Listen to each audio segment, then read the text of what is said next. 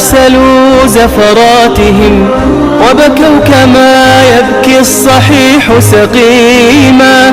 قلت امنحوه مع الحنان كرامة فلرب عطف يورث التحطيما، ولرب نظرة مشفق بعثت أسى في قلبه جعل الشفيق ملوما. حسب اليتيم سعادة أن الذي نشر الهدى في الناس عاش يتيما، نشر الهدى في الناس عاش يتيما.